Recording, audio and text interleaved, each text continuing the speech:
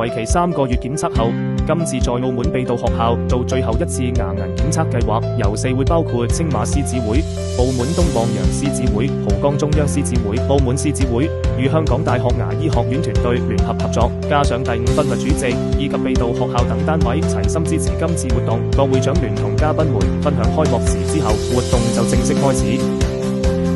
首先，有港大團隊為學生做牙齒檢測，大致觀察學生牙齒健康情況，蛀牙問題是否有改善。然後，學生義工協助對學生嘅牙齒拍照，根據檢測結果顯示紅色、黃色、綠色牙齦健康狀況，教導學生如何重點改善。紅色顯示牙齒問題，教導正確刷牙。護士亦示範正確刷牙同使用牙線，協助學生建立正確嘅護牙習慣。透過今次合作計劃，我哋希望培養學生正確嘅口腔護理習慣，同時培育一批校園內嘅口腔健康推廣義工，由自我教育變成互相啟發，建立健康校園文化。一個健康笑容係自信嘅開始，我哋一齊守護呢份笑容。我哋會將呢個計劃推展到更多學校進行，令更多學生受惠。